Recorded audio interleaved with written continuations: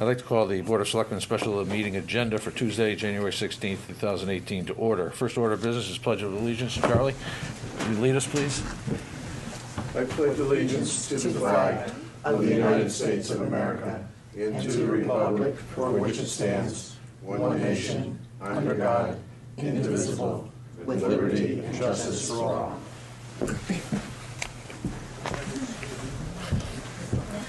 Okay. Item 2, public forum. Anyone? Susan, come on up, Susan. Yeah. I don't know if you can get to the microphones there or not. Near the mic? Yeah. Hi, everybody.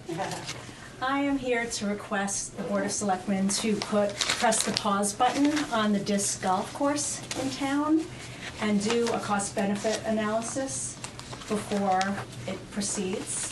And there's 3 components of that. One is to look at the cost. Rick Maynard in several forums has said it's not going to cost the town anything, but his time, he's spent a considerable amount of time on it himself. I think that you should quantify the time spent on it and the cost of the town, as well as in the Guilford Courier it said that he was setting aside $25,000 of incoming program funds for the disc golf course. And I have heard say that Park and Rec can do anything with the program funds that come in that they want, but especially in light of our budget pressures, I think it's important that those funds get the same scrutiny in terms of how they're spent than any other funds that we have. The second thing is the benefit. I have yet to see people clamoring for disc golf. I have nothing against it, but at the P&Z hearing, there were 9 people speaking against it, 9 residents speaking against it, and 2 residents speaking for it. So I'd like to see who all the people are in town. I think it behooves the Board of Selectmen to actually quantify who's looking to have disc golf. If there's people clamoring for it, great. And the third part is safety concerns. David Grigsby, the president of the Guilford Land Trust, sent a letter to P&Z that's read in the minutes of the last P&Z meeting, if you want to take a look, that expresses concern of the mixed use of hiking trails, and it is the entry to the Westwoods hiking trails that are there, right where they're putting the disc fairways. He expresses concern about the mixed use, and a simple Google search will see that there's several lawsuits against towns for people getting injured by the disc because they're heavy discs. And so that would actually add to this cost-benefit analysis. So that's my request, and I'm just giving you each a copy of this. You can see there's a certain, it's something different. Yes, I also sent a letter, a longer letter. Which will be part of correspondence, so just for the record.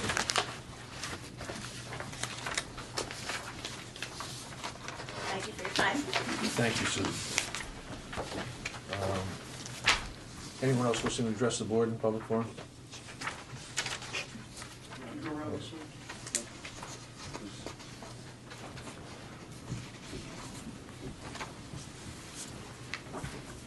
Good. Okay. Hi. My name is Mary Jo Kessner. I live at 131 Boston Street, and I'm here today to talk to you about the need for affordable housing in Guilford. I know there's a grant on your agenda. I was on the board of the Guilford Foundation. I'm a corporator now, and we had a community needs assessment that pointed out housing as an issue, and we did a number of projects in concert with Guilford Interfaith Housing, and now there is a new town committee, Housing for Economic Development. One of the projects that the Guilford Foundation did with those groups was a housing survey of 400 respondents, and they I have a summary here, but it just calls out in a little bit more detail the need we have for different types of affordable housing. And in this particular survey, it was for multi-family housing, because or family housing, excuse me, because we have housing now for the Housing Authority for seniors and developmentally disabled persons, but that doesn't meet the needs for families, and it really doesn't even adequately meet the needs for those groups either. So it's been, I think, an unmet need in town for a while, and we hope you'll support that grant. Thank you. Thank you. Anyone else wishing to address the board? Sir?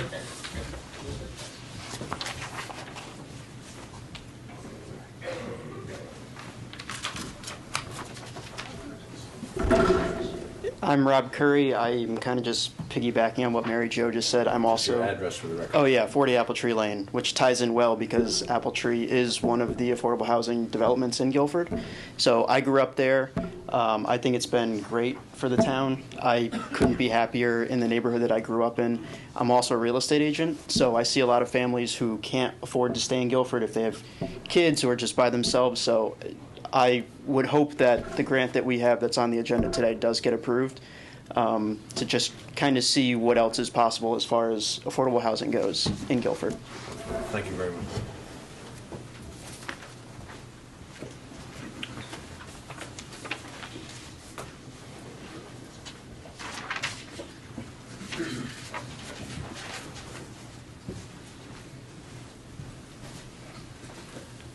Good morning. My name is Ed Seibert. I live at 78 Fair Street. And in the interest of complete transparency and full disclosure, I would say that I'm a current member of the board and past president of the affordable housing organization that manages the houses in Hubbard Woods and in other areas of the town.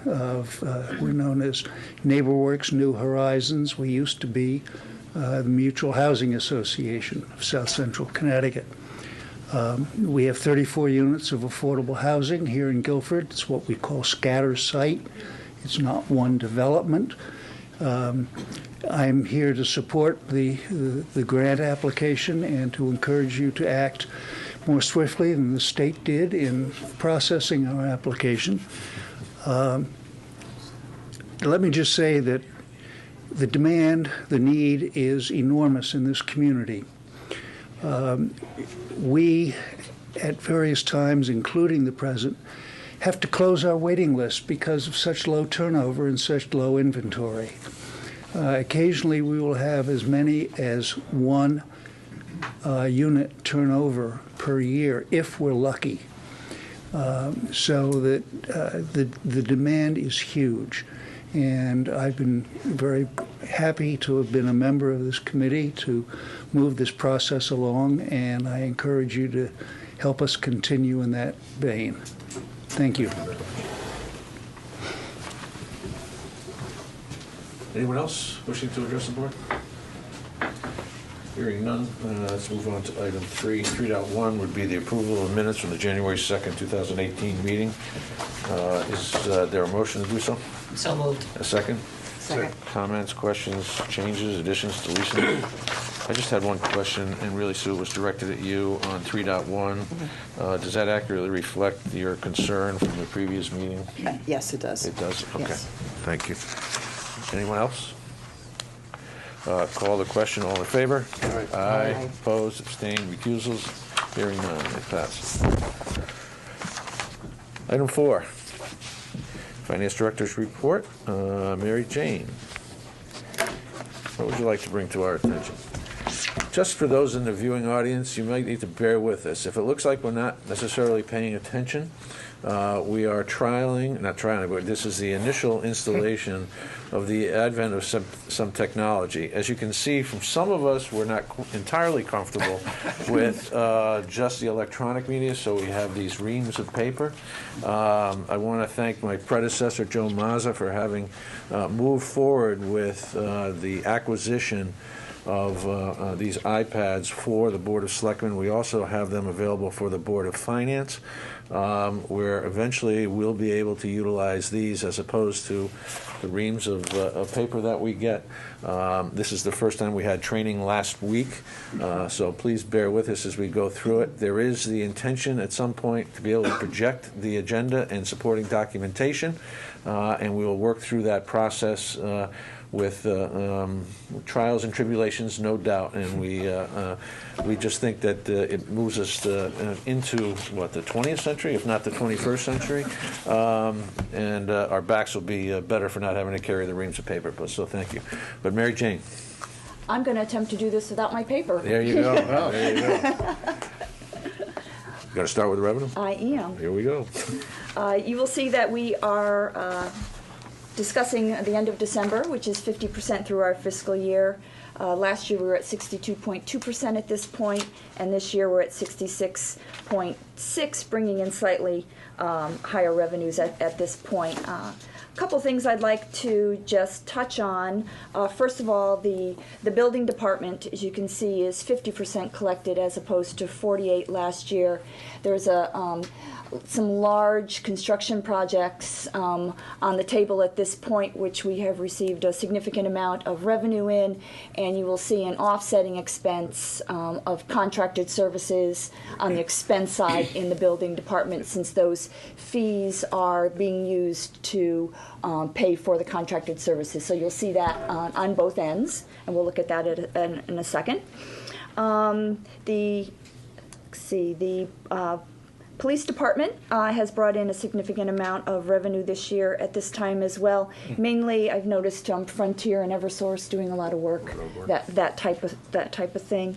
Engineering and public works, as you can see, it appears that they are much higher than last year, although last year they were very low at this point, so last year is the anomaly as opposed to where we are today. So I just wanted to bring those to your attention if you have any other questions. The one question that I think many people in the community would like to know is State Board of Education. We're currently at 31% versus 25% last year. And there's been a lot of discussion about, what the impacts of the state budget were. Would you mind commenting on? Certainly, although it shows 31%, we did receive our first quarter, or 25% of what we were actually going to receive from the state. It's 31% of what we budgeted, but we're receiving slightly higher than what we had anticipated, so that's why it's showing. So based on the amount that we have been projected to receive, all of our revenues with the state are on track at this time. Does that include some of the other the other state categories? I think is in other. And there's a large discussion because we continue to talk primarily about the ECS, the grant, the cost sharing grant, which is the larger of the two. Correct. There, in the budget that was passed by the legislature in November, while we remained whole in terms of the ECS money, there were some impacts on the other state revenue sources. Correct. Bottom line, we're still estimating we will have a deficit of not quite $200,000. I think it's 180 or in that area overall with all state revenues. So even though we're bringing in a little bit higher on the ECS than what we budgeted, we have losses in other areas, and we are looking at it as a comprehensive state budget and not just individual items. So where it says other state of Connecticut, we're at 28% this year as opposed to 74% last year, that's what that represents? Correct. Correct. So Okay, bringing in more in one area, the ECS, we're bringing in less in the other. So that's a big difference. The other question, Matt, were you done? Yeah. The other question I had, and this is probably more anecdotal, and these numbers are as of December 31st, and we are up a little bit, 4%. I didn't do the calculation in dollars, but did the changes in the tax code affect receipts? I'm not sure we saw a huge influx of that. I'd have to double check with the tax collectors. You can see we are at 68% as compared to 63% last year. A lot of that is attributed mostly to a large amount of advanced taxes that were received before June. So it's the tax code. Yeah. So it's really a timing thing. It's correct. It's really timing. I can certainly get a report from the tax collector on that, but that big. It's not going to change the total number because people are just changing when they're paying. Right. It's just a matter of December 31st payment as opposed to a January 1st payment. We'll be really telling us next December if everybody makes that second payment next year too. Right. And we'll see another benefit, higher deposits than we normally would have at this time of year. Right, and there are a number of people who already paid their taxes. Interest income. They already paid their taxes in December. The questions we were receiving with whether or not they could pay their July 2018 taxes now. That answer they're not allowed to do that. So that's what people were looking to pay, and they weren't able to. So a lot of the people are already paying in December to get that tax benefit, whether it was this year or not. Well, it sounds like So- you're aware and attuned to it because it does become a cash flow issue more so than a revenue issue. Right, but I didn't see it make that much of an Good, impact okay. on us. Good. Any other questions on revenue? I'm assuming we're going to expenses?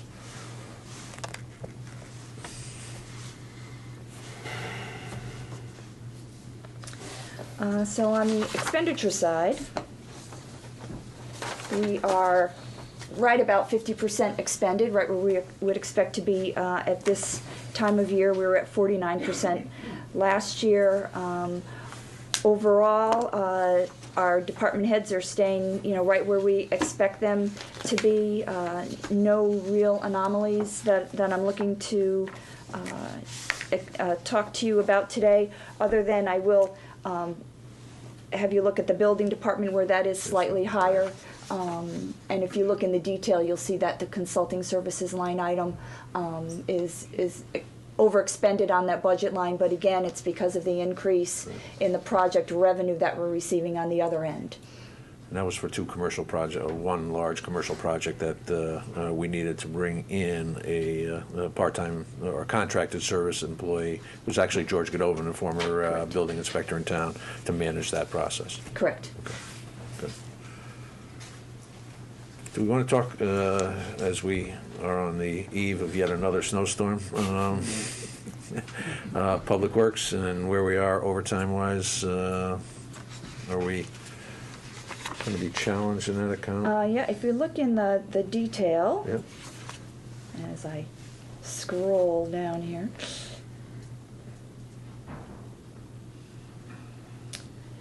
So if you look in the detail, What page are you on? I am on page 9, It's engineering and account public code works. 136.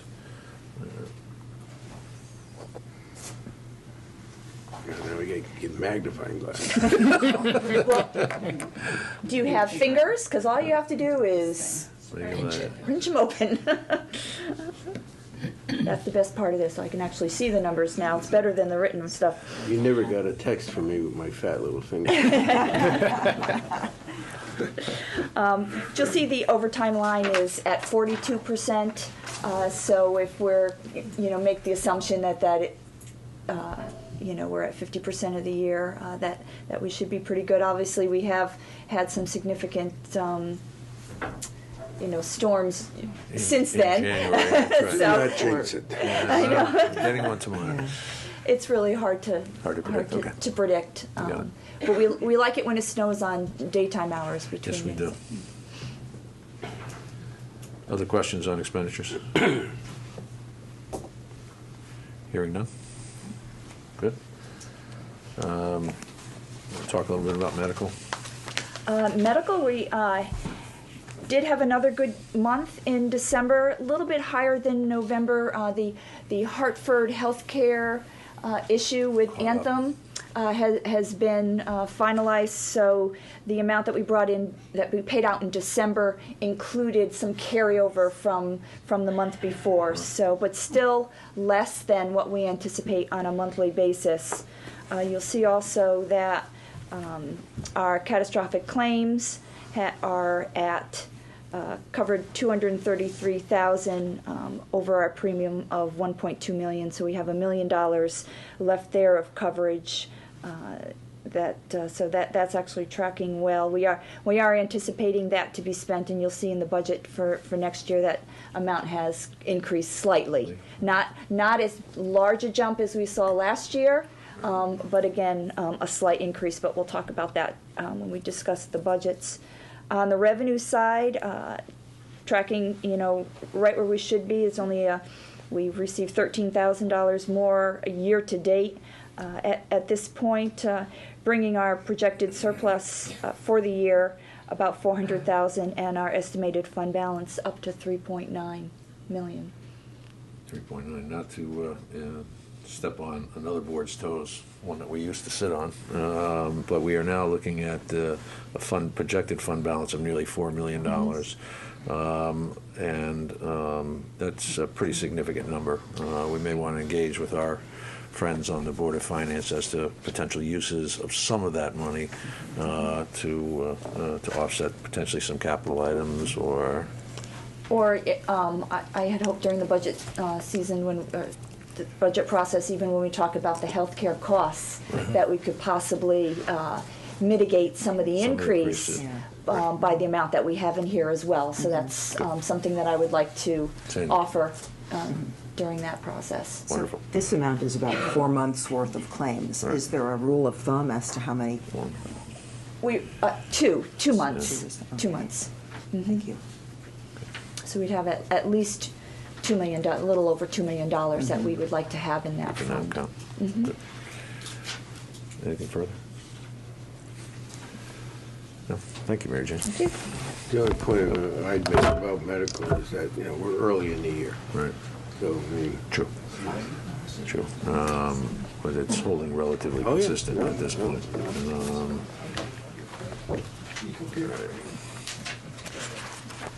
The other thing we probably should be aware of is the GEA contract moving to the HSA. I think the Board of Ed enjoyed a significant savings in their first year of the HSA account, utilizing HSA. in the medical side, yeah, But we're first such, years. ours is such a small portion, with the Board of Ed being much And the larger. salaries being so different. Got it. All right. Item 5, discuss and take possible action to award RFP 1-1718. And just let me read briefly before I hand it over to Charlie and Ken.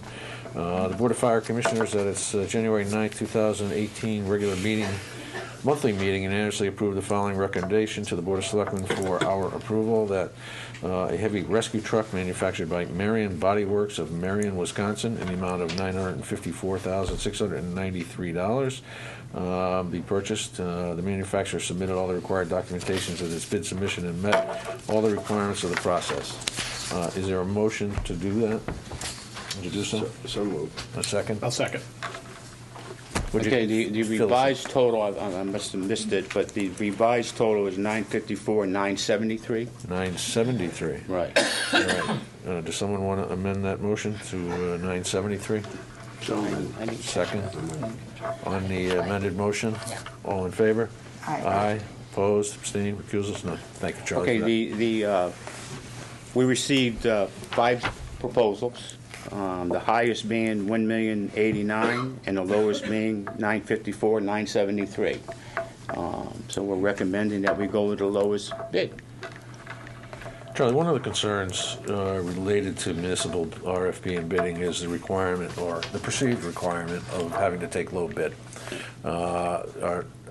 Is that a concern by going with low bid in this case? No, we've evaluated all the vendors, Right. and the truck committee did major review of this particular manufacturer. They've been in business for over 50 years.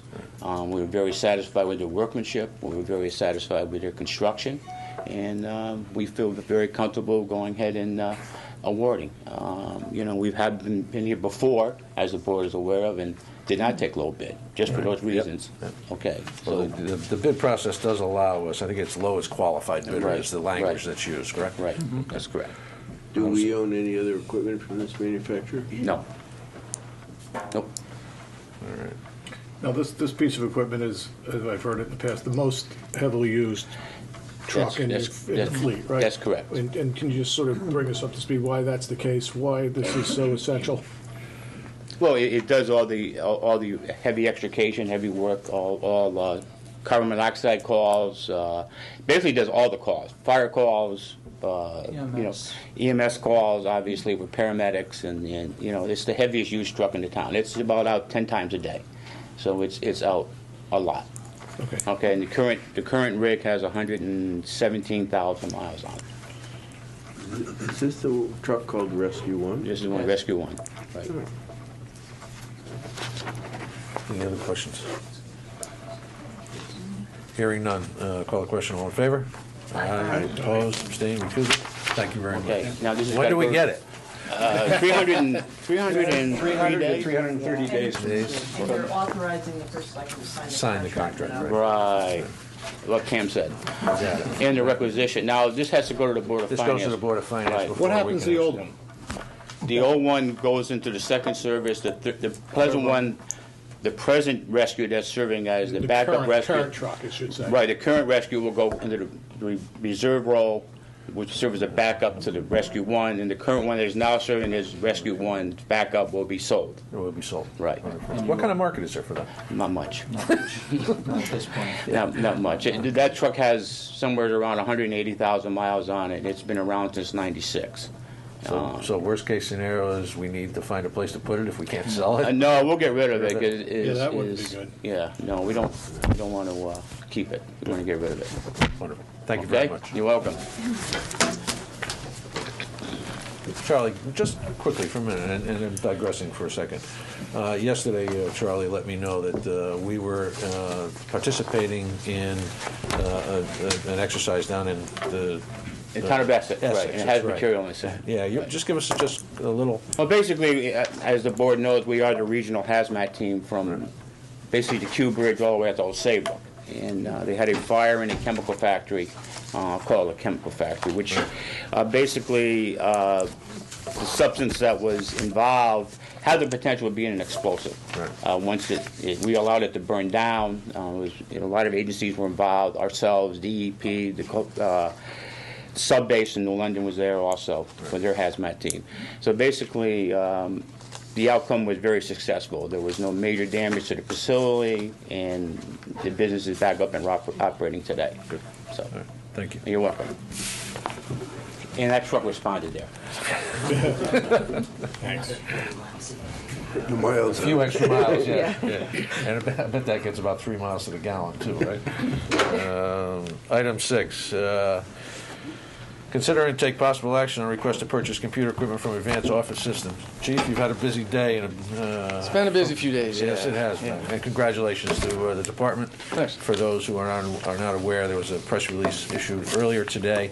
Chief, why don't you take the credit for it and let us know before we move into this, please? Sure. Essentially, over the last weekend, a few days, Friday, Saturday, Sunday, we participated in a multi-jurisdictional operation with the New Haven State's Attorney's Office, several agencies, including Brantford, Madison, Clinton, West Haven, Milford. I think I covered them all. It's essentially, for lack of a better term, it was called Operation Not in My Town. It was kind of a catch a predator sort of thing. The end result was we arrested 5 men who traveled to Guilford to meet with what they believed was a 38-year-old woman who was providing her 13-year-old daughter for sex. And so the reason we did that is to, number one, arrest people that are doing that. Number two, raise awareness that this stuff is going on. It's real. It's happening. It does happen in towns like Guilford. And to get some education in place. So following this, pardon me, there'll be scheduled educational opportunities for parents and students to understand the dangers of the internet. This stuff's going on right under our noses, so it's important to address this stuff. This is some kind of next level perversion, and pretty proud of the guys for what they put together. Appreciative of the regional response to that concern, and it's certainly our intention to continue on with these types of operations because, if the word gets out that if you're traveling to Guilford for this stuff, you might get arrested, our hope is that they'll not do it. So it's enforcement and the deterrent effect that we're looking for. And, we're hopeful that this at least curbs it. Well, congratulations to you and your team. Thank you. Matter at hand. This is way less important, this Yes, stuff, it is. but still need this stuff to help us do our job. Essentially, we're looking to replace 4 laptops, which we use in each of the patrol cars. We have a scheduled replacement for each of those, and 3 desktops as well as monitors that need to be replaced. This is a budgeted, scheduled replacement. The fact that the purchases go over $7,500 is why we're sitting here asking for them. Right. And so I'm looking for approval to purchase the desktops and monitors for a price of $7,299, and the 4 laptops for a price of $6,296, both from Advanced Office Systems. They're the lowest price on the 3 bids that we got. We work with them quite frequently, and they give us really good prices, good service, and this is stuff that we need to go. So. Any questions? I'm gonna end up recusing myself. This happens to be a client of the office. That's fine. Any others? None? Call the question. All in favor? Aye. Opposed? Abstained? Recusals? Recusal. Thank you very much. Thank you. And congratulations again. Item 7, act on the recommendation of Town Planner and Housing for Economic Development Plan Committee to authorize First Selectman to accept grant from the State of Connecticut Department of Housing, the amount of $50,000. DOH grant number IH 17-06-01, Guilford Phase 2, Woodruff Driveway Property Feasibility Study.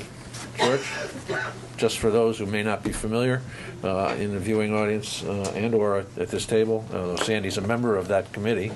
George, just give us a little background on where we are and what we're looking to do. Sure. You heard from 3 members of the committee earlier as part of the public forum. I couldn't hear exactly what they were saying, so I might end up repeating some of what they said. But I believe they all 3 endorsed this particular project. There are 2 related items on your agenda. The first one's to authorize the First Selectman to accept the grant and sign the relevant documentation. And the second part, assuming the first part is approved, would be to authorize the First Selectman to issue a request for proposals from design professionals to carry out the mission and the scope of work for which we received the funding. We did receive a grant in the amount of $50,000. This is in response to our submission of the grant request in July of 2016. Your predecessor board approved authorizing that grant application. I'm not sure what documentation you have in front of you, but notice of grant award. Okay, so you have all the paperwork, some of which is the boilerplate that the town would subscribe to should we accept the grant. The most important part is the text of the document. There's a sub-document within your packet, I believe, that's dated September 27th that describes the nature of the work that we would do. The town would accept the $50,000 and prepare a feasibility study to assess the potential for developing affordable housing on the so-called driveway Woodruff property. You have a copy of a map, sketch map in that packet that shows the location of the property.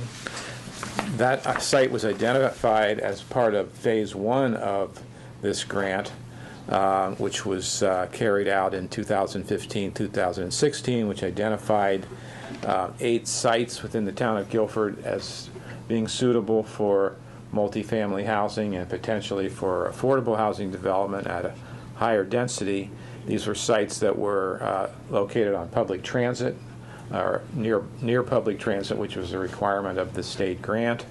One of the sites that was part of that Phase 1 study is the driveway Woodruff property, which is a town-owned parcel, as you know. The committee, the Housing for Economic Development Plan Committee, appointed by the Board of Selectmen, studied that original Phase 1 report and recommended that we proceed with developing affordable housing on the driveway Woodruff property, probably following a similar model that the town followed with respect to the Apple Tree Lane project, which was, again, town-owned parcel that we made available to qualified developers, private developers, in the case of Apple Tree Lane, nonprofit developer, to build affordable housing. The committee is looking at perhaps a similar model with regard to the Woodruff driveway project. The funds would be used to prepare a feasibility study. You see outlined on on that document I just referenced a series of steps that would be carried out We would prepare a survey of the property. We would identify the physical features of the property that would be pertinent to developing small housing development on that site. We would include an environmental assessment as part of that.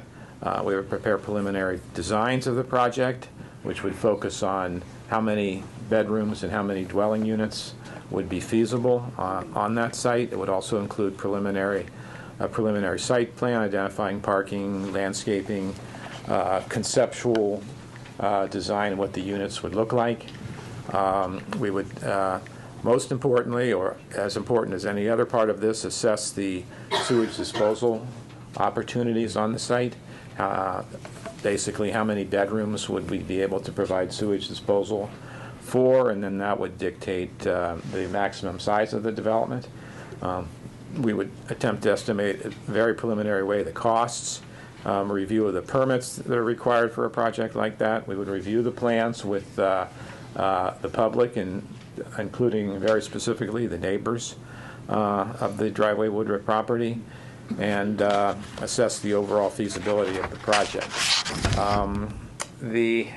At any point during the project, if we were to identify red flags that would say this isn't going to work, especially on the preliminary end, if we identify environmental or physical constraints like lack of sewage disposal that would make the project unfeasible, we would abort the project at that point. We wouldn't continue to spend the money.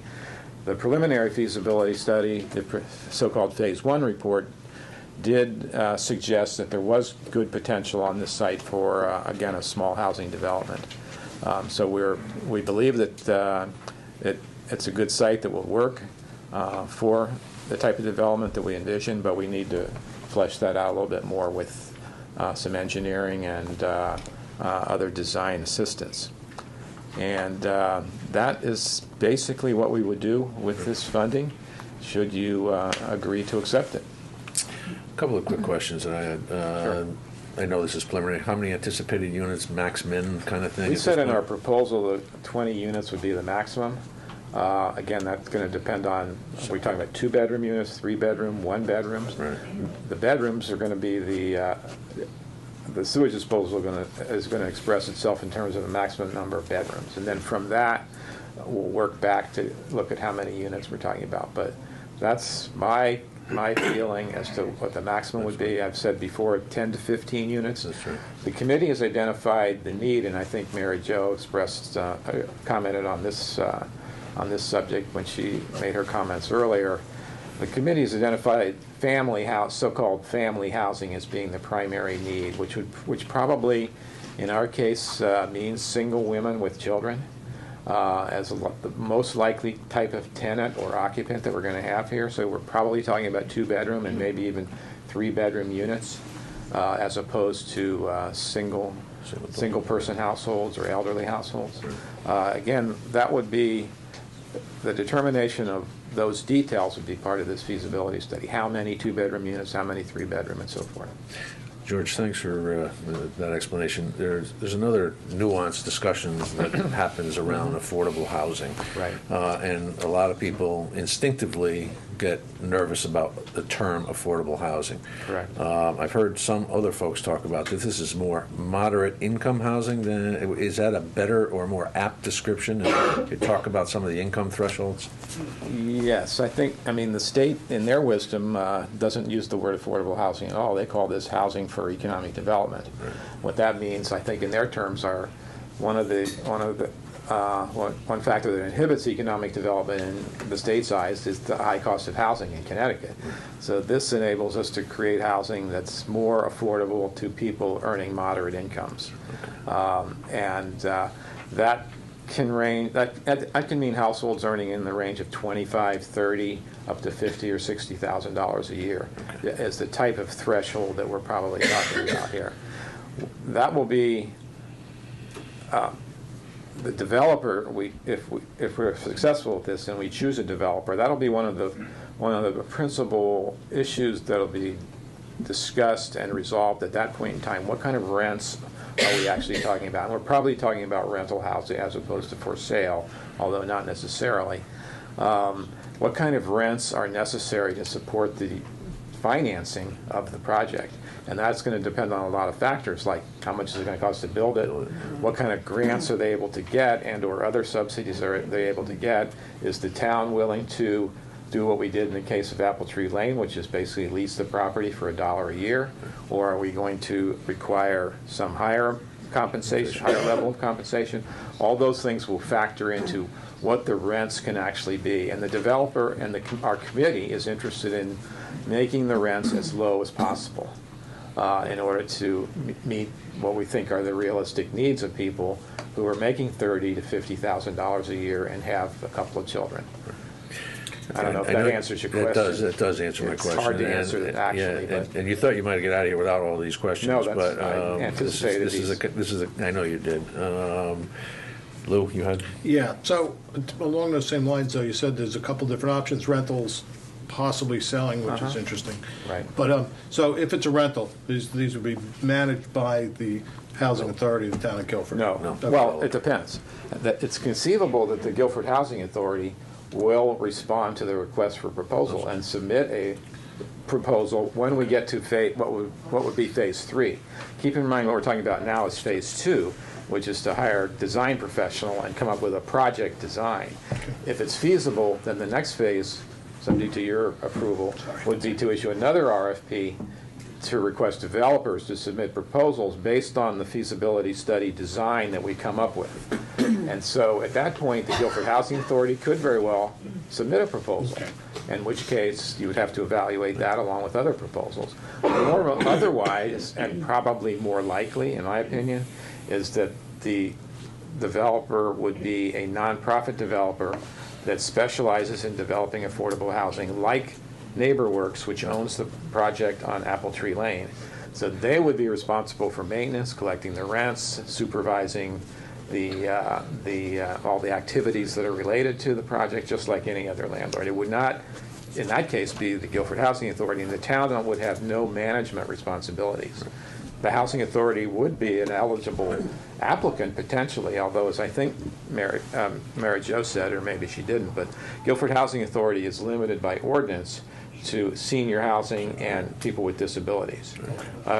That's an ordinance of the Board of Selectmen, which could change. Always change, that's right. But right now, their mission is that, and our planning committee has suggested, based on the needs assessment, that the greatest need in Guilford is for families, not that there isn't elderly and single-person disabled need.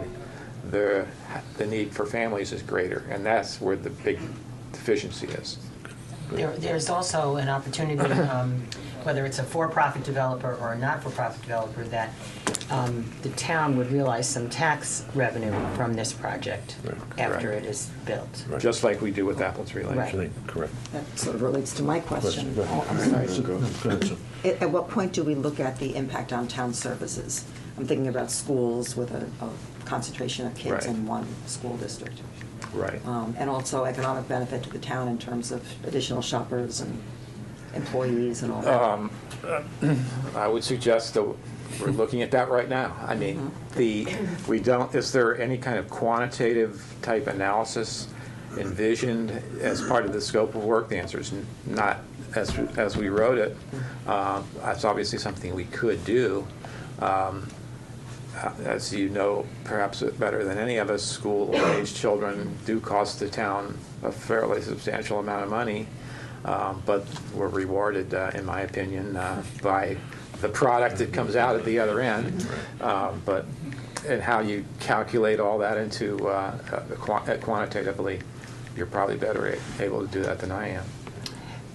Does that answer your question? Guilford is sort of has a good reputation in the state for being positive about affordable housing, and towns like Guilford are really technically supposed to have 10% of their housing stock meet affordable levels, and we don't, but we're closer than many other towns. So if this is going to be a relatively small project, but a positive one if it's able to go through. So I think it will have an intangibly positive benefit to all if we're able to manage it all. Right. You spoke to, we're at the feasibility stage of studying that, and you said that approximately a goal might be 20 units. Is that on one site? Yes, that's It on. has to be on one, at this Yes. point, it's going to be one site. This grant Oh. is for this particular property, to study this potential housing on this particular site. Correct. That question was raised, actually. Let's say we got into this, let's say we spent $5,000 on this project and said, whoa, it's not going to work, forget it.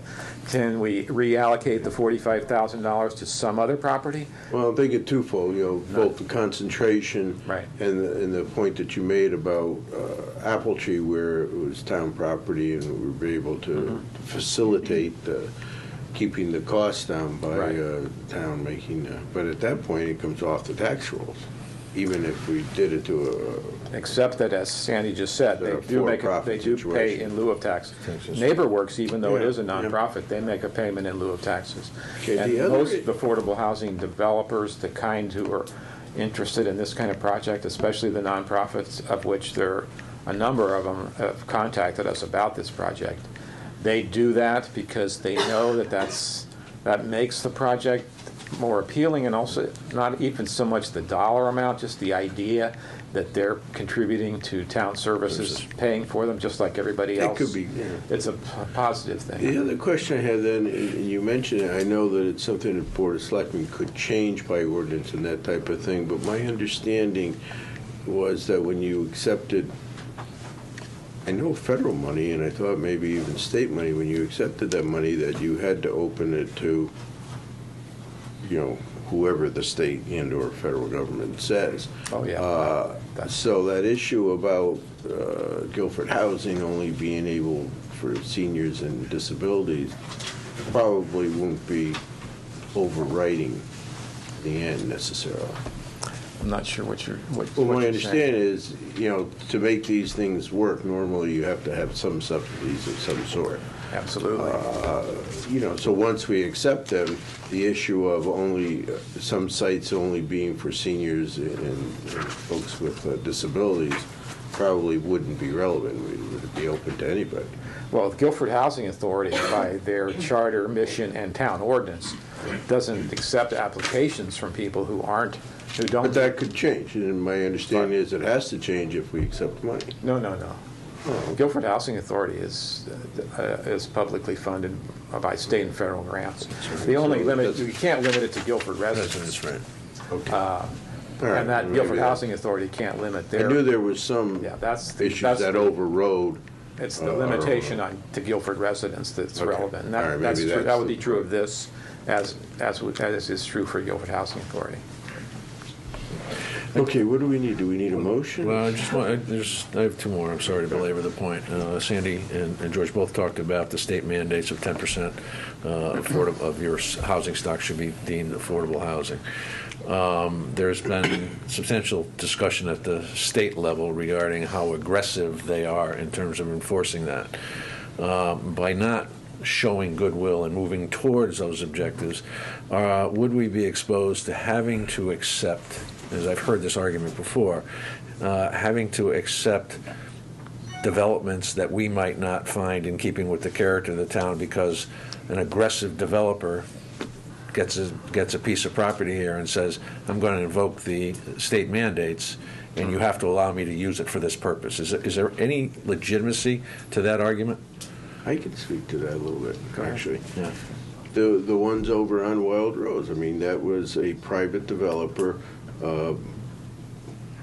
developing a piece of property. That was one of the arguments used, because there were some issues about that, but that, I think to Sandy's point that, yes, there aren't very many towns, if any, that meet the requirement, but we're going in the right direction.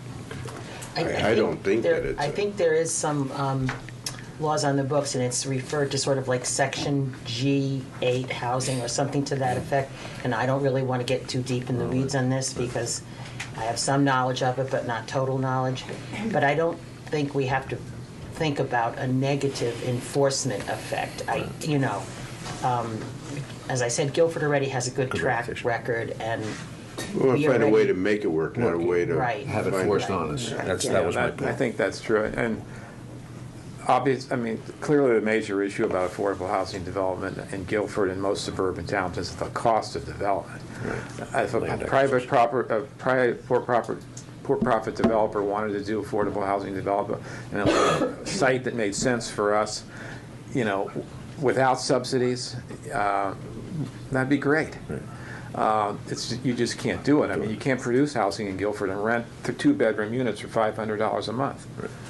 And everything about this project and any other of this nature is subject to approvals through planning and zoning and Board of Finance and ultimately a town meeting. Is that correct? If we're going to So dispose it's of not- town land, dispose Right. of is not the right Right. word, but rent or sell Yeah. town land, it requires town meeting approval, Board of Selectmen, Board of Finance. So there's a lot of process involved here, and it's very transparent. Just jump back in. So George, it's funny, you just threw a number out for a projected rental for a 2-bedroom. If this is eventually a private nonprofit, they would be responsible for setting those numbers, subject to Yes. whatever Right. restrictions they're under as a result of whatever their funding might be. And subject to our agreement, because we're going to make as part of Phase 3, we would enter into some kind of contract or relationship with the proposed developer before we would give them the land or sell or lease it to them. Part of that arrangement would be they're going to rent the units for whatever the rent is going condition to of be. the We would be part conveyance. of that whole decision, correct? So we would have some ability to manage Absolutely. what that Absolutely. range of rents would be. Yes, absolutely. One other question you brought up from my P&Z days. At one point in time, quote unquote, affordable housing could override local zoning rules. That's kind of what you were That's- referencing before. There is this statute called 8-30G, which basically says that if you're not at the 10% threshold, which in our case we're way underneath that, then a private developer can come in and basically make themselves exempt from local zoning. They could go on any property they want to, and they could build affordable housing under this 8-30G. Now, it's not quite that simple, and we don't really have any experience with 8-30G in Guilford, but And we want to theoretically it avoid. could happen. That's the value Right. of setting our own proposals, using town land and making it feasible. Right. To Being avoid, proactive. that's right, to But the real avoid reason- getting something The we real don't. reason for doing this is because it makes Guilford a better place when we have, even if it's only Right, 10 or 15 right. units of housing available for people who are at these Yeah, limits. and the scare It's the tactic right thing to do. at some points Right. becomes, I'm going to build 150 units on something that Right, exactly. doesn't make sense. This project has another significant benefit, in my opinion, and that is it's consistent with, and it could very well promote some positive development in Town Center South, a long driveway, which if you've gone down there now, a portion of the site is not all that attractively used by the town right now. My last It's basically kind of a storage area for junk vehicles. And this would trigger, this is going to be a nice Get pretty development. personal. Make sure Jim's not in it. He doesn't care. This is going to be a nice development that's going to improve driveway as the character of driveway. And there are going to be people living there and children playing, and they're all happy and everything. Plus, they can get on the train. White picket fence, the whole bit. Yeah, the whole deal. Plus, We better plus get a motion mom- on the table or we're going to. Mom or dad or whoever can walk to the train Train station station. and commute to work in New Haven. It's just a terrific site. It really is. All right, George, thank you very much. Yes, on that note, I'll move it. We move to authorize the first selectman to accept the grant. Is there a motion? I move. And a And second? I'd be very happy to second it. There you go. Thank you. You got it. All in favor? Aye. Opposed, abstained, recusals? None.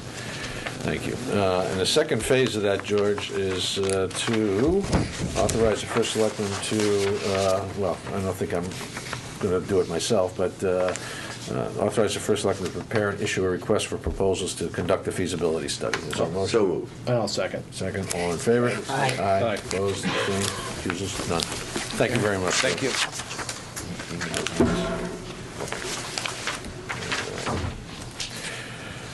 All right, item 8. Rick, discuss and take possible action on purchase of F-550 and F-350 trucks off of the state contract. F-50s, as long as we're not buying F-52s. B-52s? F-52s. B-52? That's an insight. Those paying attention to the national discourse, if you can call it that. Rick, we have a memo here, but why don't you just give us a Reader's Digest version of what you're looking for? And I have Tony Anicelli, our park foreman, here, just in case there are any questions about the use of the vehicle or whatever. But in our 2017-18 budget, we have approval to purchase these trucks, and so we'd like to go forward with that. We'd like to get it off from Crawley Ford off the state bid number, which I think I put in the memo there, so I'm not going to try to read all that. The F-550, we have budgeted $90,220, and we can get it for $80,605.48. That includes a trade-in, and that may be a question for Pam if we want to do that. It's about $2,500 we can get on the trade-in for that. I mean, I think that's a pretty good number for us to trade it in, but that's a question if that's how we want to do it or just save it for auction. So we're suggesting to trade in. So with that, the cost would be $80,605.48. And then the F-350, we have budgeted $35,300, and that will come in at $33,060.32. So it's about almost $12,000 less than what's budgeted between the two vehicles. Excellent. And the 1999 Ford Ranger, plans for that? It's already been auctioned off. It has been auctioned off? The very last auction, I believe. Excellent. Okay, thank you. Any other questions? No? Is there a motion? So moved. Second? Second. All in favor? Aye. Aye. Opposed, abstained, recusals? None. Thank you. Thank you. Item 9, presentation on fracking and ordinance, potential fracking ordinance banning the use of extraction waste oil from and gas wells. I had the pleasure of having several conversations with Terry Kane over the last several months, including one in my office a couple of weeks ago, prior to the new year. And Terry has done an extensive amount of research and has been actively involved in several other communities regarding these ordinances, which I understand have been approved in some 33 other communities. 34 now. 34 now? Just another one Okay. happened recently. Yes. And I'm going to try out your new technology by showing you some slides. And Edie, you're closest to that on button. All you do is take that thing, push the on button on the shelf there. No, right next to it. Yep, because I can't get over there right now. So push on, and it's magically. I tested this out a couple days ago. It worked. It worked a couple days ago. Yeah. Something's happening up there. Is it turning on? Oh, please do. We have a fan. I see these two lights up here. It might take a minute. Oh, well, while that's warming up, just in case, I also made low-tech paper copies for all of you. And I think we've received some material. So here's some packets for you if you want to just pass some down, one for each of you, and you can. Someone want to dim the lights? Oh, there we go. Wonderful. Wow. Wait. So why is my stuff not up here? I asked for it, and we got it. How did that happen? The board. I love it. The big board. Okay. So I should be appearing on here right now. Maybe I signed up for the Wi-Fi when I was here a couple Okay. days ago. So Choose Wi-Fi guest, I think. it wouldn't do that? Should Or is this just the warm-ups? Choose one. This is one. It wants me to choose that? Yeah, choose one, I think. Okay, so Mitch, you can grab Tony just in case we need him, please. Thank you. AirPlay. choose AirPlay? Yeah. Apple TV. Oh. One turn whole Apple TV? Oh, you can do that. Yeah, choose number 2. Okay, how do I do that? Try typing 2, might be 1. Another is use your cursor and see if it goes somewhere. Okay. Cursor isn't doing it. I don't have control over that here. Try the controller. The controller? Yeah, try the controller. See if it moves. Yeah.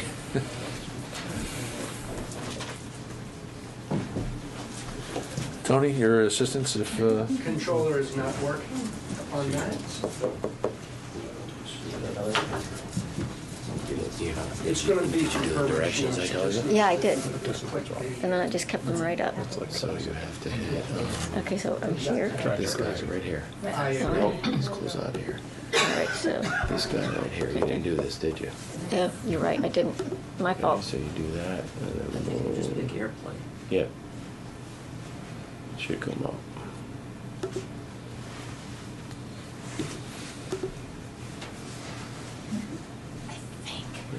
Connected to the Wi-Fi, right? I should be. I don't know why it's not. I think it does. It does if you just go When you're like in a this. document. I did that. I don't know why it's not coming up. I think we'll click on it. because it's Should I presentation. see if this Very helpful. No, we're just trying to connect to AirPlay. could not connect? Should we see if we can re-enter Let's that try guest? something. Let's try something. Let's do this. Yes, it looks like that. Let's do this. Everything is right with my little. Change the screen size. What we got going on here? I'm sorry, maybe it is. Oh, there's Rick. I don't know your computer here, Okay, so so- I don't know what's going on. It's doing something. Look, see, here's the.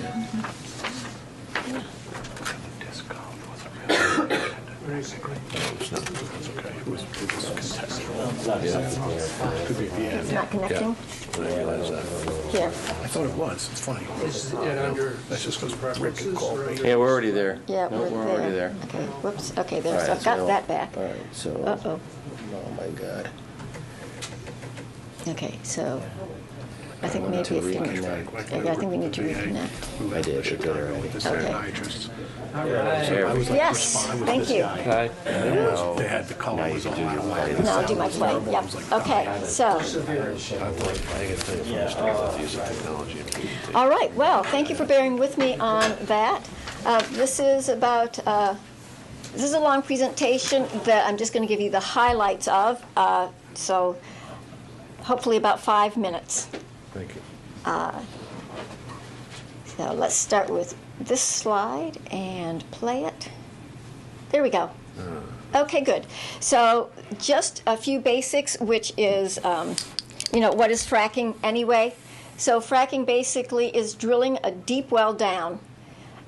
You're drilling it down into shale and geological formations that are ancient, and you want to get the oil and gas out of there. So what they're doing is a lot of pressurized fluids, which is water, sometimes sand, a ton of chemicals goes down in to that. And when it cracks, then you get flow back. So all of that stuff comes back up, and that's what we're talking about. The stuff that comes back up is the waste. So just to move to the through the slides now. You can see on this slide as we're moving through that some of what comes back up is called norm, which is normally occurring radioactive material. That's part of the problem with the fracking. So we'll go right through all of the elements that are in there and the effects on the body. We can find that in depth another time. But let's just talk about the waste. So the waste that comes back up, the flow back, all of this waste has to be taken care of. So up on the upper left-hand corner is the actual drilling down process. What comes back up, because it's under great pressure, this all comes up. The drill cuttings, which are all of the bits of stone and everything that come back up. And then the drilling mud, so the mud and the earth comes back up. And then all of the chemicals. So the chemicals that they put back down are coming back up. And also naturally occurring toxins and the radioactive that is natural that's down there. We've all broken that all up now, and it's got to go somewhere to release the oil and the gas. Also what comes up is ancient seawater. So ancient seawater is trapped. And when it's fracked, it's broken, and that comes back up. That's part of the waste, and you'll see that. So over on the right-hand side, during the process, we just talked about the flow back waste. Those are the fluids that come back up, and the chemicals, and the liquid wastes. So this is the water that comes back up. And then over on the far left, the brine. So the brine is what we're talking about that is very salty. Like the ancient seawater is 8 times, has 8 times more salt than regular seawater. So that's an issue to take care of. And then on the lower right, we have freshwater, what the industry calls freshwater, which is actually reused water. So they recycle this water over and over again because they were using like billions of gallons of water, and that was a problem environmentally, of course, because you're using all the drinking water up. So now they have to reuse the water, and every time they use it, they try to clean it, but there's still more toxins accumulating in that water, and finally it is so dirty that they can't reuse it anymore. So that has to go somewhere. So those are the products that we're talking about that have to go somewhere.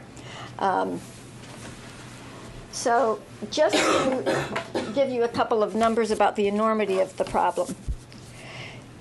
So per well, it takes 4.5 million gallons of water to frack it for one well. That's the horizontal one. And there are 10,000 wells in Pennsylvania right now. And it's estimated they're going to top off at about 80,000 wells. So that's a lot of waste. One 4 million gallon fracking process uses 80 to 300 tons, that's tons of chemical additives. What do you do with these wastes? Well, any town could potentially receive this kind of waste because they're out of places to put it in Pennsylvania. So now, let's just go back and just look really briefly at some of the studies that have been done. Several have been done and are continuing to be done through Yale, through the School of Public Health. At first, we didn't know what the additives were, what the chemicals were that were in that were being fracked with because it's considered a trade secret.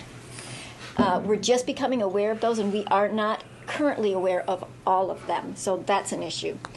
And you can see that the studies have shown that these are carcinogens, that they do travel through air, through water, through our food that we ingest, and they do show up in wells, in people's drinking wells. You can see on the far right, the School of Engineering and Applied Science that found chemicals in home wells tied to surface spills up to 3 to 5 years later. And there are these trucks that carry this waste from one point to another to dispose of it. They leak. I mean, they leak all the time. So that leaks in, it gets into the groundwater. There could be accidents, a truck could roll over, all of these things have happened, and then you have this leaching into the groundwater, it can get into the aquifer, and it definitely gets into people's wells. The one at the Colorado School of Public Health, over on the left-hand side, if you're ages 5 to 24, leukemia is 4.3 times more likely if you live near drilling activity. And of course, I'm not going to go into detail of these because we have to move on, but you can see it is starting to be very well studied. So let's go back here. So this is what we're trying to get rid of. And here are 3 places it could have potentially come to in Connecticut, because we do have 3 hazardous waste facilities. One is in Bristol, one is in Bridgeport, one is in Meriden. And this is an EPA River Alliance slide that shows EPA violations. Now, I know this is too blurry for you to see. Just look at the colors. Everything you see in yellow at the bottom, this is showing that this facility is in non-compliance. So just visually, you can see that they are in non-compliance More often than most of the time over the past 3 years. I think that's an issue. It's an issue now, but it's definitely an issue if they were to take in these really highly radioactive and carcinogenic kinds of wastes. Okay, let's move forward. One thing I'd like to say about that, the DEP has oversight of this compliance here, and failed to perform is the most, I guess, used term here, because each of these have failed to perform up to compliance. And the DEEP's response has been no further action will be taken. So that's just something to keep in mind. So let's move forward. This is the potential chain of radioactive and chemical contamination. This is what can happen when it's transported, because I just referred to that. It runs off, it leaks. When you transport, let's say the liquid is in a big truck, and then you have to put it in another facility somewhere. You just use a hose. So how often do hoses leak? Well, quite a bit. So those are problems. The transfer, again, it runs off, it leaches into soil, ground and surface water. Hazardous waste facility, the residuals concentrated are transferred out of state. So New York, other places that have been accepting this. And then the effluent, which has been treated somewhat, can be discharged into local sewage systems. They can also be taken to public treatment centers. And then at the end, when they're still somewhat toxic, they can be just discharged into waterways. In Bridgeport, they discharge it into Bridgeport Harbor, which goes directly into the Sound. So that's a concern. So trash to energy incineration. This is causing yet more things to dispose of. So the incinerator emissions, that's moving through the air. So you can't burn away the radioactivity. So it's just going to go into the air. The radioactivity that's in the ashes is still in the ashes. So even if you incinerate it, you've still got radioactive material to dispose of. And then here's the one that really brings it home to a town, and that is the beneficial use determination called BED. One thing that's happening is these wastes are being redefined and reused, and given the okay to do that by certain states. So they mix in some of these wastes with construction fill, for example. And then that's used, in construction. It can be used anywhere really, without really us knowing that at this point. And then road base, when a new road is used, they can use that construction fill under the road, put things over it. Brownfield capping, which doesn't make any sense because it's already a brownfield, and then you're going to try and mitigate that by putting more toxins on top. And then what they do is they dewater the salts. So because, like, for example, it's very saline, it is being used to spray on roads. Talk about the snow coming up. It can de-ice roads. It's also used as dust control, so sprayed on just to keep dust down in a construction site. So any of those things could come here. And then one of the top questions is, of course, well, isn't there something in Connecticut that is a moratorium? Yes, there is. In fact, a ban has been on at the state level for 3 times, and 3 times out of the past 5 years it has failed to be passed for one reason or another. But you can see what the towns are passing, which is on the left, is far more intensive than what the state bill even had in it. So you can see, 4 items checked what the state ban includes. And you can see a whole line of things checked off that the towns are actually passing in their ordinances, which just provides much greater protection. So that sheet is in your packet, so at your leisure you can look through what that means. Okay, so it's citizen action that is starting to really rise and stop this kind of use of these toxic wastes from fracking. You can see over here the entire state of Vermont has banned fracking wastes. Parts of New York State, you can see the deep red and lighter red colors are places where there is a ban, either on the hydraulic fracturing plus the waste, or the hydraulic fracturing, or local wastes. There's moratoriums in the light purple, and in the yellow are places in New York that are moving towards having a ban. Okay, and next.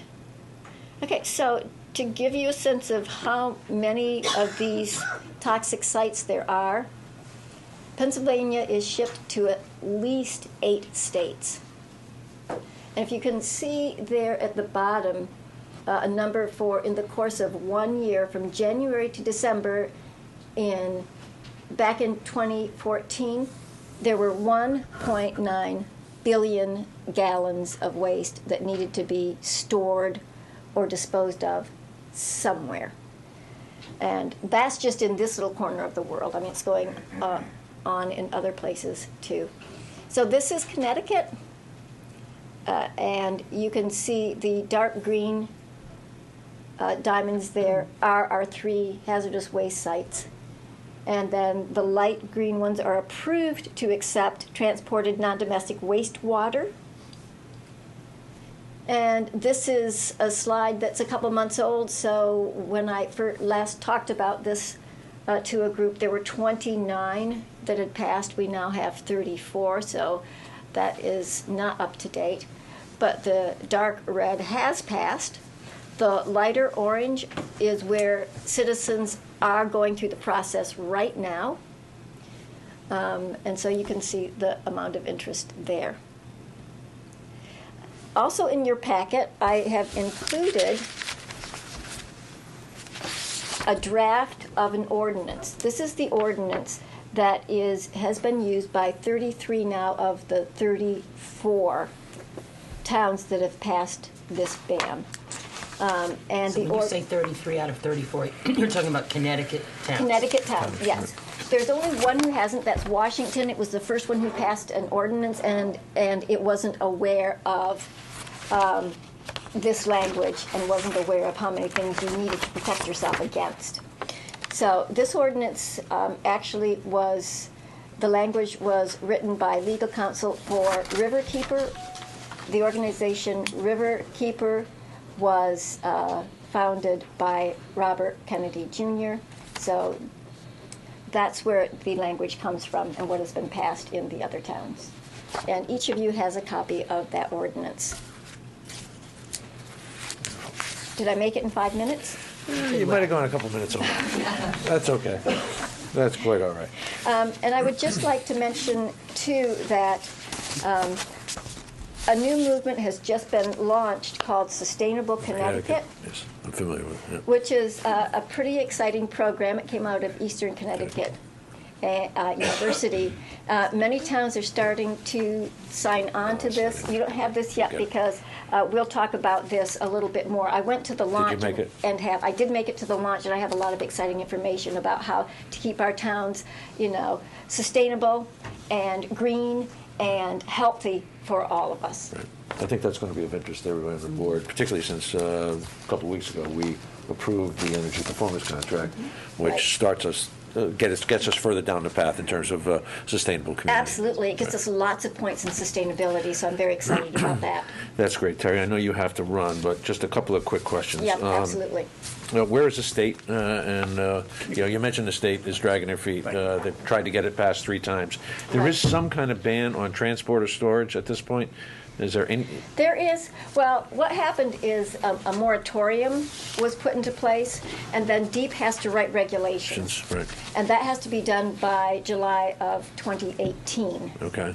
Okay, but again, the moratorium doesn't protect us. Right. It doesn't go far enough. It has so few of the categories that we need to pay attention to that it's not really very viable for us. That leads me to my next question. Assuming we move forward with this and pass this ordinance, what's the mechanism for us to be able to become aware of, knowledgeable of new buds, if you will, beneficial use Determinations. stuff? Yeah. Determinations. Yeah. So today, this isn't on the list. How does the ordinance protect us or give us a mechanism for updating itself? Right. That is a great question, and that is something that we would have to research and make sure that we know all of the ins and outs of that. We have a lot of research behind that through Food and Water Watch. Right. We have an expert that can talk about that, who is in fact talking tonight about that at 6:30 at the right at our Guilford Library. There you go. Shameless plug. Shameless plug. So tonight at 6:30, expert who can answer all of our questions on that. Wonderful. Anybody else have any questions? Yeah, could you speak to the last item on this potential ordinance, transportation? You know, I don't understand. It says, nothing in this ordinance shall be interpreted to ban the transportation, yet you talk about the dangers of transportation. Right, because we can't, in fact, ban interstate commerce. Interstate commerce. Thank you. Interstate commerce. We can't do that as a town. Say that these trucks can't come through here on the interstate, and so that's just saying we aren't trying to say that. We aren't trying to make a ban on transportation. Nova Scotia wants it. They might have to drive through. Yeah, they might have to drive through. We can't do anything about that.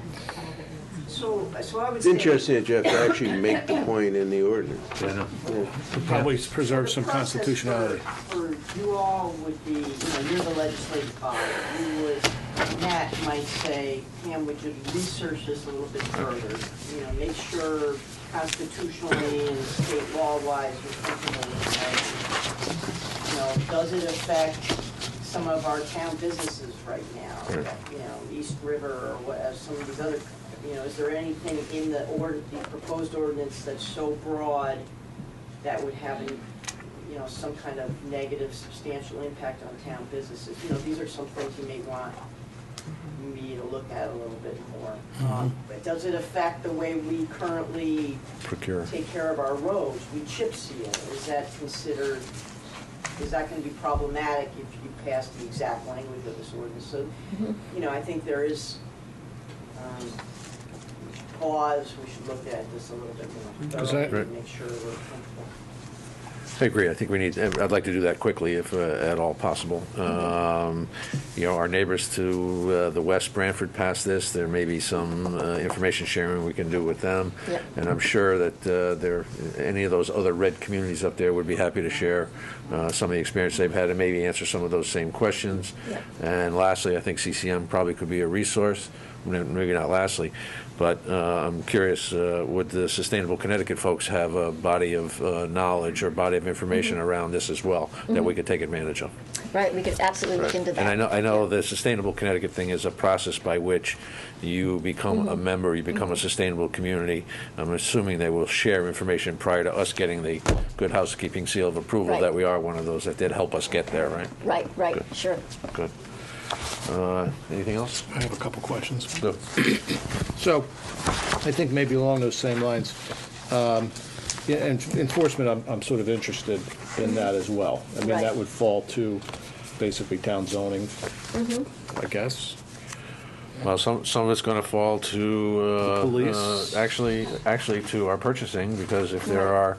You need to, your RFP needs to include a ban on any of those materials that we purchase. Well, so so I was going to get to that. Maybe I should have started with that question. Do we have any idea whether the town has ever purchased any material that you listed that contains any of these byproducts? I'm not sure that that's knowable right now. For example, do any of you eat clementines? Yeah.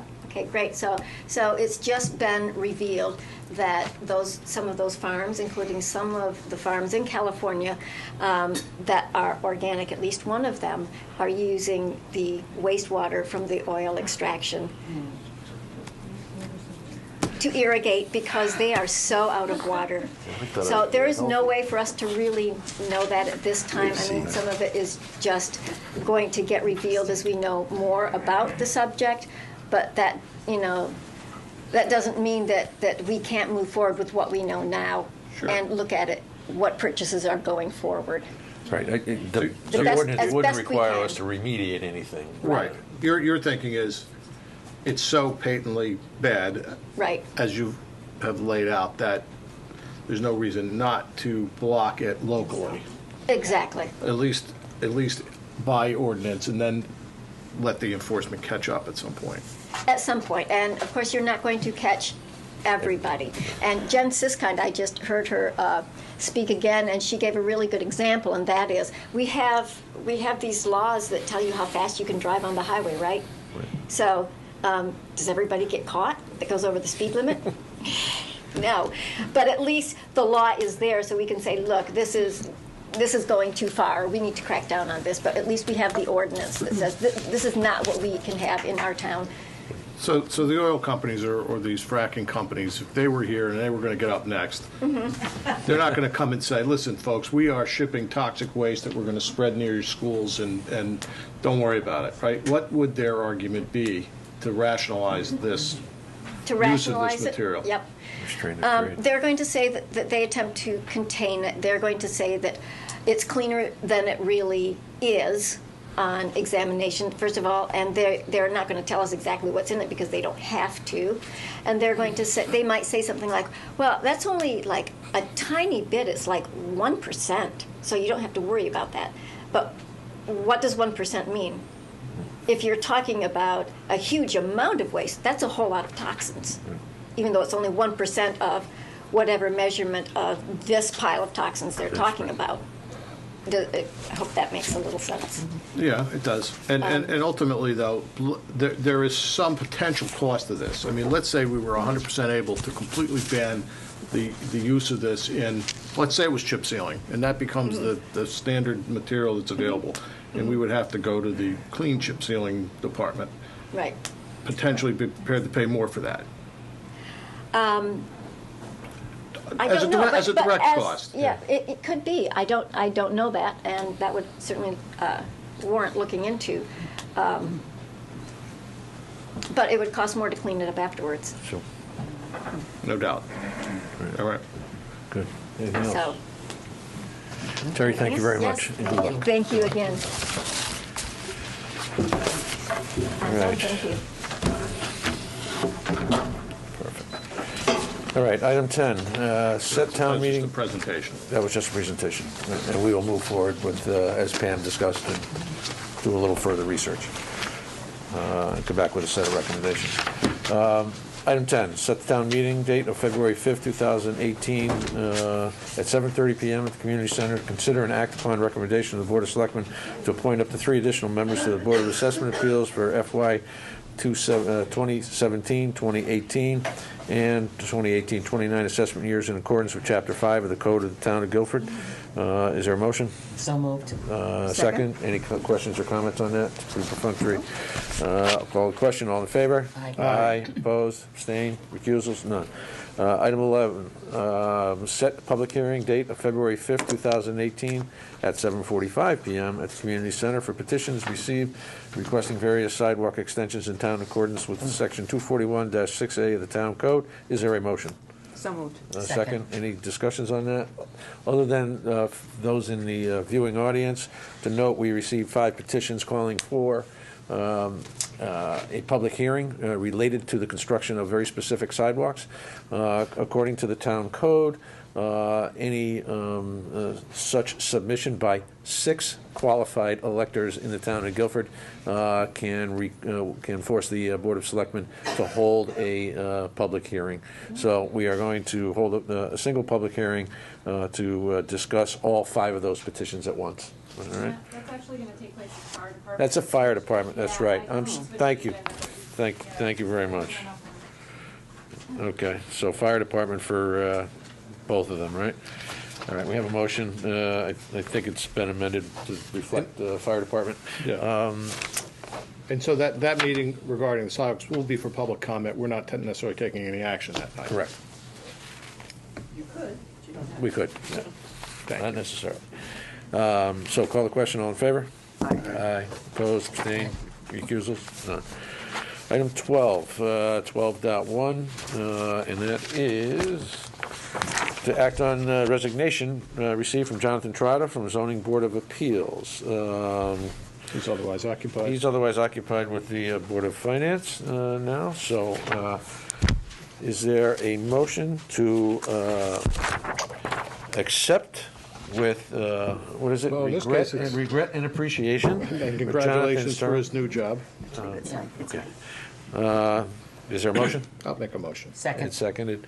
All in favor? Aye. Opposed, abstained, recused, none.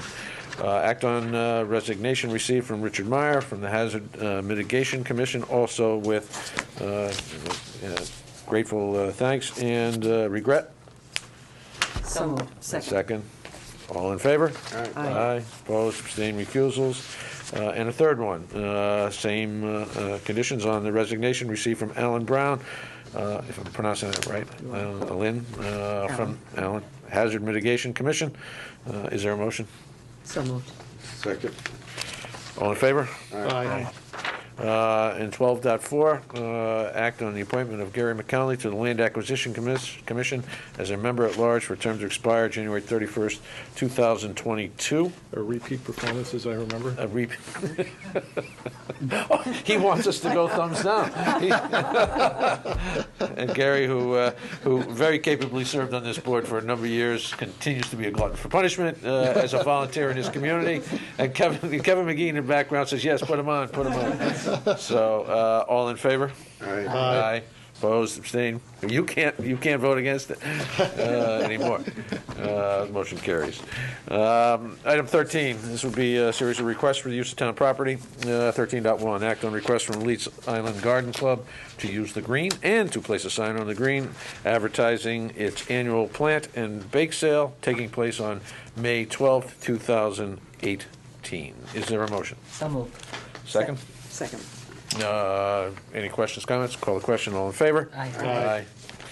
Item 13.2, act on a request from the Christ Episcopal Church for to use the green March 25th, 2018 for its ecumenical blessing of palms. Is there a motion? So moved. And a second? Second. All in favor? Aye. Opposed, abstained, recusals? Hearing none, that passes. Item 13.3, act on a request from Parks and Recreation to use the green March 24th, 2018 for its annual egg extravaganza. Yeah, but gotta get that right. I gotta get that right. So moved, and is there a second? Second. Second, all in favor? Aye. Opposed, abstained, recusals, none of those. The motion passes. 13.4, act on request from Parks and Recreation on the green to place a sign on the green advertising its community picnic taking place July 7, 2018, and thank you for combining this all into one. Summer concerts on July 22nd, 29th, and August 12th, 19th, and 26th. Is there a motion? So moved. Second. All in favor? Aye. Aye. Opposed? Abstained? Recusals? None. Wonderful. 14, correspondence, Public Works Department monthly report. If anybody has any questions specifically on this, we want to forward them along, and we'll get them to Jim Portley. If I know everyone's had a chance to look those over. Same thing for the building officials monthly report. Anything of note anyone wants to mention or is concerned about? Hearing none, we could also accept questions on that at a future point. And I want to amend the agenda. We have dual 14.2s. So is there a motion to amend the addenda to change the second 14.2 to 14.3? So moved. Second? Second. All in favor?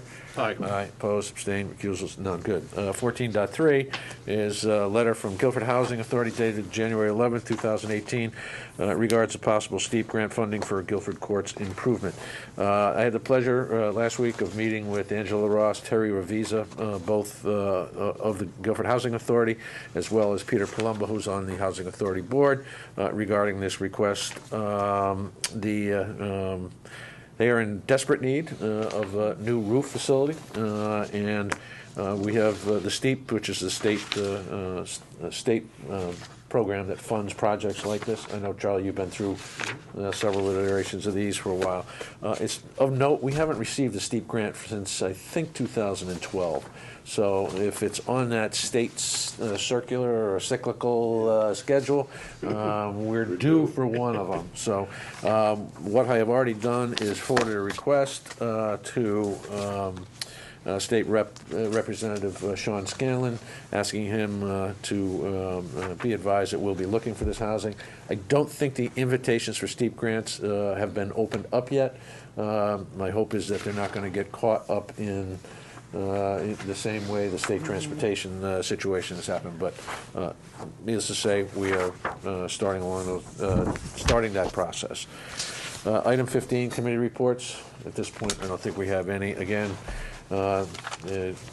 it's my fault. I haven't queried anybody relative to any particular interest, but suffice to say, I'll do that within the next month. Yeah, All right. I think you use some guidance too on where you think we should have a rep. There's a lot more places than there are 5 of us. Should we stay friends? Lobbying for specific ones probably be helpful, but I'll tell you what, I'll take a look at the various boards and commissions. And Charlie, maybe if you and I get a cup of coffee someday, sit down and just give me a review of what you think based on previous experience. That would be A little bit of it is, the experience on the different boards too. And I think, with the board pack, because I talked to Tony about getting the agendas and that type of thing for all of the commissions eventually, even just as the library part of the board pack or something is going to be valuable for all of us. So we'll, you won't necessarily have to attend each meeting if there's, just repeat things and that type of thing. Great. And I greatly appreciate your help on that, Charlie. Old business? Anybody have anything under old business they'd like to bring up? New business? No. Public forum, because items 19, 20, 21, and 22, executive session will be required. So is there anyone who wishes to address the board on any item? Because even though we made an exception at the front end of the meeting, so anyone wants to address the board on any item? Hearing none? Thank you all for your participation and your attention to what we're doing. So with that, we're going to have to clear the room. Except Pam, we're going to ask you to stay. Nancy Wardell is the head of GEA. Right, and Nancy, you'll be the last of the 4 of them. I hate to say that. We should have done this more. You're welcome to use my office if you just want to sit and make some phone calls.